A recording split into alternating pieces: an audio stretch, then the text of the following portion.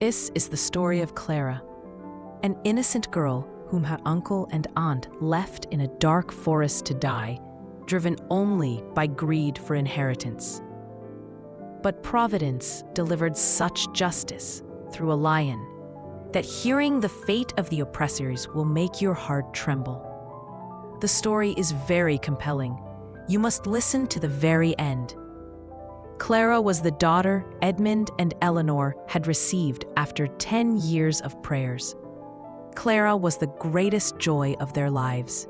When Edmund would return from the fields, he would lift Clara into his arms and say, "My little one, if you smile, my whole day is made." Eleanor, his wife, constantly doted on Clara. Sometimes she would braid her hair, sometimes lovingly place earrings on her, and often she would pray, "My daughter will one day shine brighter than all the rest." The home was filled with peace and laughter. But happiness does not remain forever unchanged. When Clara turned 5, one day her parents went to the city of Andoria and never returned. A terrible accident tore both her parents from this world. The villagers gathered, all standing with bowed heads in sorrow. Some said, "Poor child, what is her age yet?" Some tried to wipe away her tears. Then her uncle Harold spoke, "She's our own blood. We will take her to our home." Clara had no other support now.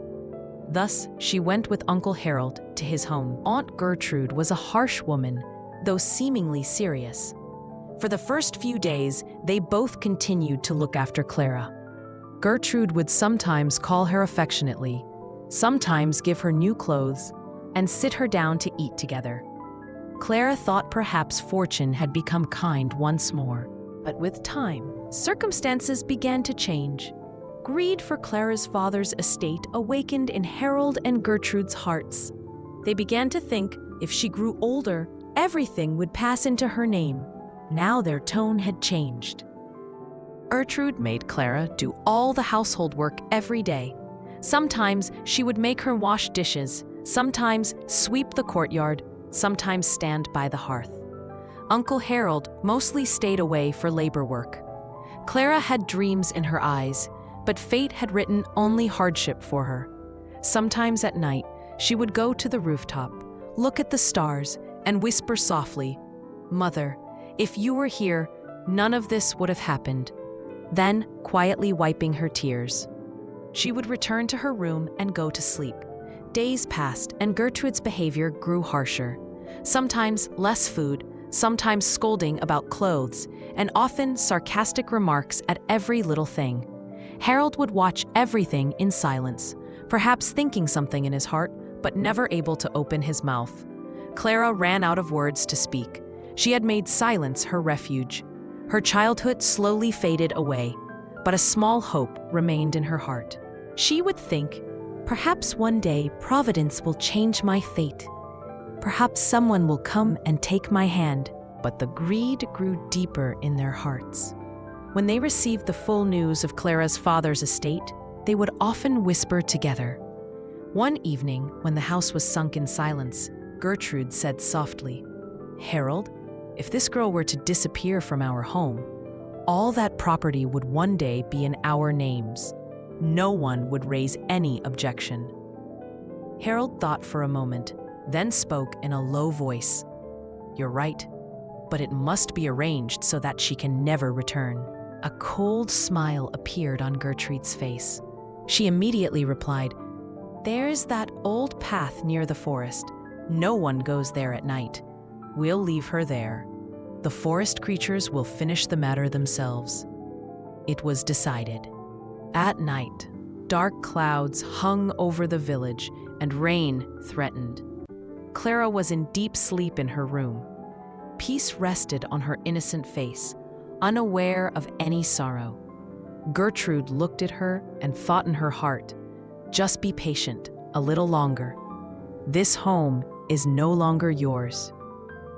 Harold lifted Clara with trembling hands. She was so small, sleeping peacefully with only a slight murmur. Both stepped out quietly through the door and set off toward the forest. The village slept in uneasy rest, but the darkness of night concealed everything. When they reached the edge of the forest, cold gusts of wind struck their faces, and the shadows of trees appeared deep and foreboding. Gertrude said in a trembling voice, "This place is perfect. No one will lay eyes here." Harold gently placed Clara on the ground, brushed the hair from her face, and looked at her for a moment. Something stirred in his heart. Gertrude said sharply, "Come away from here."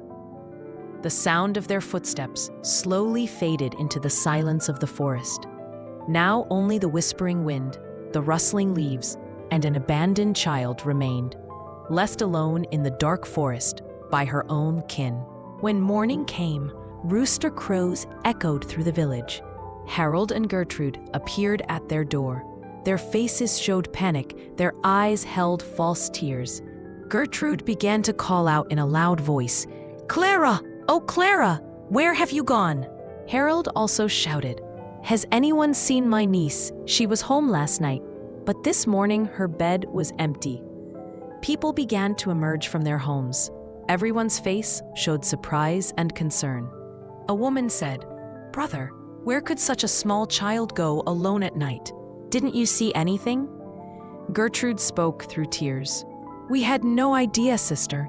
When we woke up, she wasn't there. The door was closed. We don't know when she left."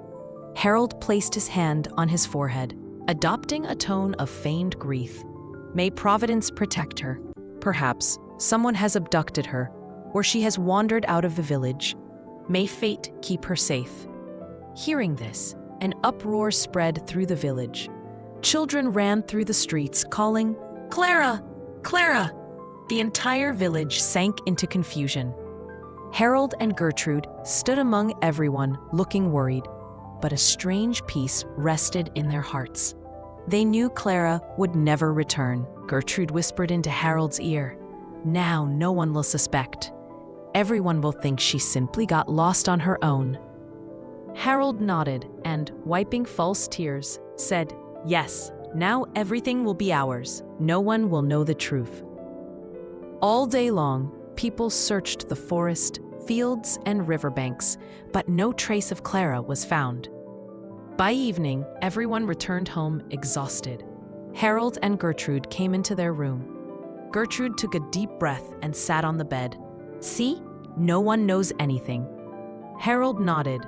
"Yes, now the matter ends here. No one will even speak Clara's name anymore."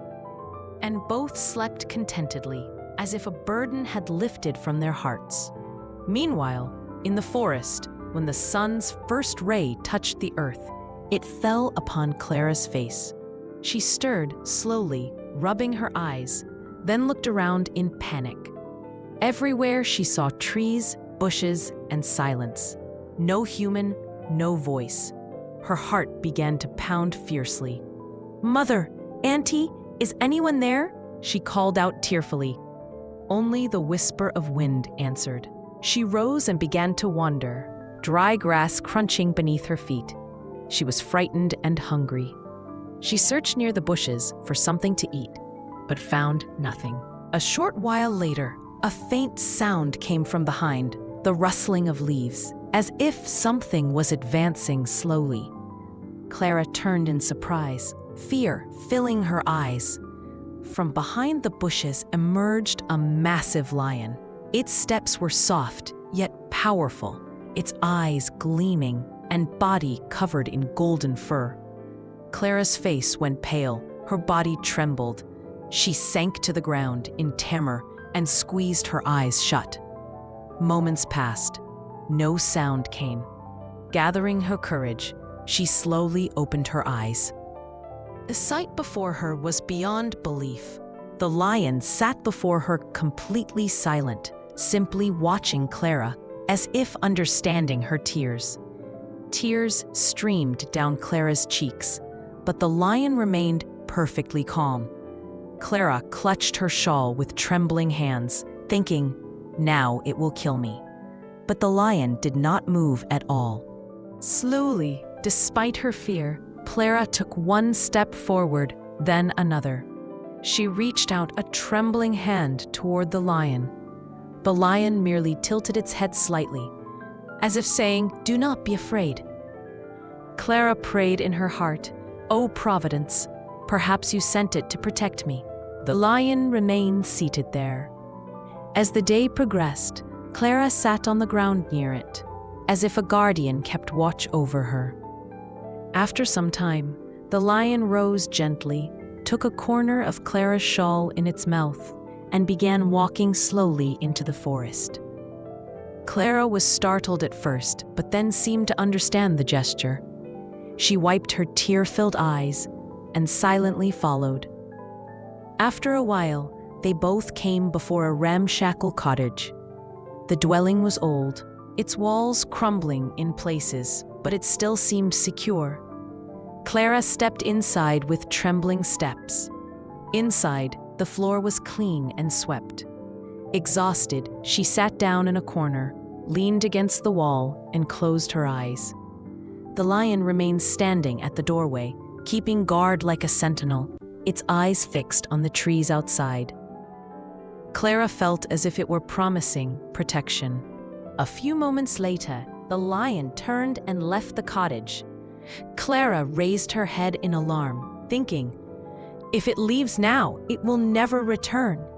And tears came to her eyes again. But minutes later, the same lion returned. In its mouth was a large fish, still glistening with water. Clara's eyes widened in wonder. The lion came straight inside, placed the fish before her, and sat down quietly, as if saying, "Here, you must be hungry." Clara's lips trembled, tears of gratitude filling her eyes. She gently picked up the fish, found 2 stones in a corner, and struck them together. After many attempts, a spark emerged. She gathered dry leaves and twigs, and soon a small fire blazed. The aroma of fish spread through the air. Clara looked toward the heavens and whispered, "O Providence, I thank you. You have not abandoned me." After eating, she saved a portion of the fish and placed it before the lion. The lion looked at Clara once, then bowed its head, as if saying, "Now you are safe."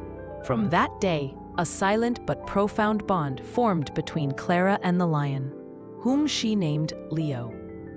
He would go out hunting during the day and sit guard outside the cottage at night.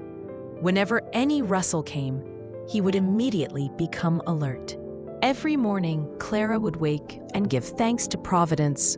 "O Lord, you sent a lion to protect me. For me, this is everything." Now she was not alone. The forest, once a symbol of fear, had become a sanctuary of peace. Meanwhile, life in the village returned to normal. With time, people began to forget Clara. Uncle Harold and Aunt Gertrude sold the estate and built a new stone house. Now they were considered wealthy. Gertrude's face wore a false smile. Harold played cards with friends. But at night, Gertrude would often wake suddenly, drenched in sweat. "I saw Clara. She was alive, standing in the forest, watching me." Harold would silence her angrily. "It's all delusion. Don't speak her name." But tears continued to flow from Gertrude's eyes. Time passed quickly. That little girl was now 10 or 12 years old. She had become accustomed to the forest, filled with pride and patience. Leo had become her shadow. One day, sitting by the riverbank watching the sunset, she decided, "Leo, now the time has come. We must return. We must settle accounts with those who left us alone." Leo wagged his tail, as if saying, "I am with you." And so the two, one human, one lion, set off toward the village as the sun set. As they approached the village, people grew terrified. "A lion has come." Doors began to close. But when they recognized Clara, everyone fell silent. This is that same Clara who disappeared years ago. Clara stopped in the center of the village. Leo stood silently beside her. She took a deep breath and spoke in a powerful voice. "I am the Clara you all believed was lost. After my parents died, My Uncle Harold and Aunt Gertrude left me alone in the forest so that I would die and they could seize my inheritance. But Providence never lets the wicked succeed.